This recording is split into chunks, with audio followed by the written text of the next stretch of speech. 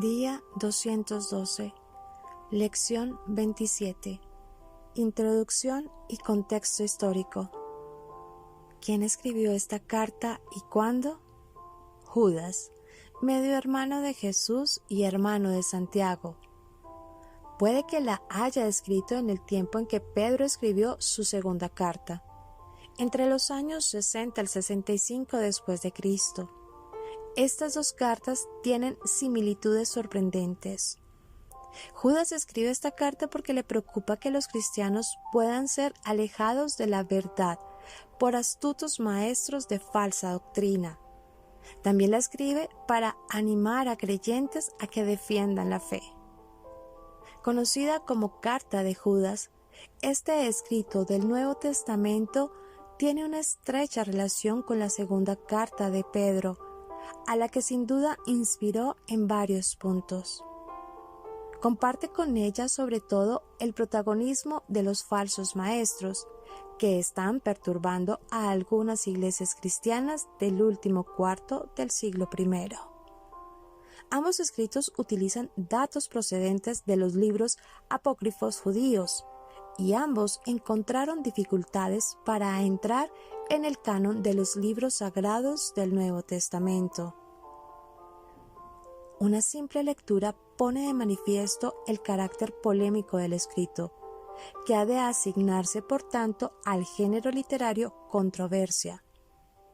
Se trata de poner en guardia a los destinatarios de la carta contra unos falsos maestros del lenguaje atrayente y conducta libertina. El autor se presenta a sí mismo como Judas, hermano de Santiago. Se trata de los mismos personajes a quienes Marcos y Mateo colocan en el grupo de los llamados hermanos del Señor. ¿O hay que pensar en el Judas que Lucas designa como hijo de Santiago en la lista apostólica y al que Mateo y Marcos llaman Tadeo? La verdad es que las indicaciones de la carta sugieren más bien un tiempo posterior a los apóstoles. Es decir, un cristiano del siglo I utiliza el nombre y la autoridad de uno de los apóstoles para hacer frente a doctrinas y maestros que están poniendo en peligro la fe de algunas iglesias cristianas. El libro de Judas incluye los siguientes temas. 1. Advertencia contra los falsos maestros.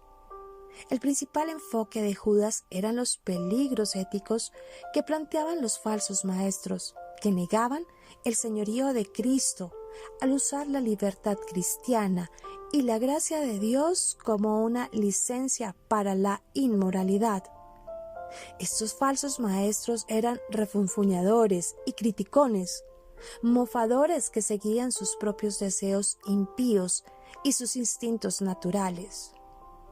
Segundo, la conducta cristiana. La carta de Judas enfatiza el señorío de Cristo. La libertad cristiana no es un portillo para hacer todo lo que uno desea. Los cristianos deben edificarse en las enseñanzas fundamentales de la fe, la oración, permanecer fieles a Dios y ser misericordiosos con otros.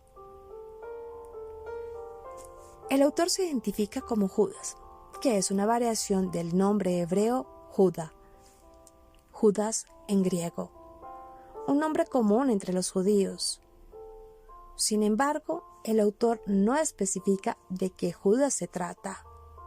Entre los portadores de este nombre en el Nuevo Testamento, los autores probables de esta carta son 1.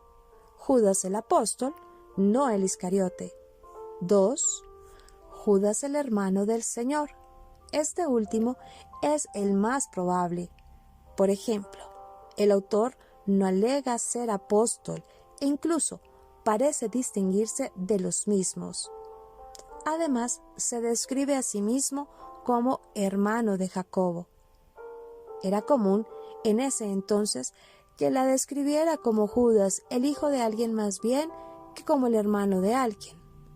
La razón de la excepción aquí puede ser la prominencia de Jacob en la iglesia de Jerusalén. Aunque ni Judas ni Jacobo se describen a sí mismos como hermanos del Señor, otros no han vacilado en referirse a ellos de esta manera. Aparentemente, ellos mismos no pedían ser escuchados por el solo privilegio especial de tener a José y a María como miembros de su familia. Contenido y estructura de la carta de Judas. El centro de la carta lo ocupa la polémica contra los individuos impíos que se han infiltrado en la comunidad.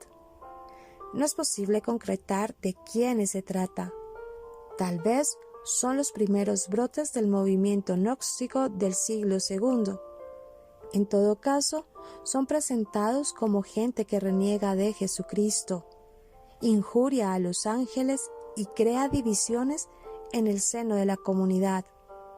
Frente a ellos, el autor invita a los cristianos a que se mantengan firmes en la fe recibida, para no incurrir en castigos semejantes a los que tuvieron que sufrir en el pasado, quienes no se apartaron de Dios. En una carta tan breve como esta, apenas es posible hablar de estructura. El orden temático de la exposición es el siguiente. 1. Introducción. 2. Polémica contra los falsos maestros. La tercera, la exhortación a la fidelidad. Y una cuarta, la conclusión.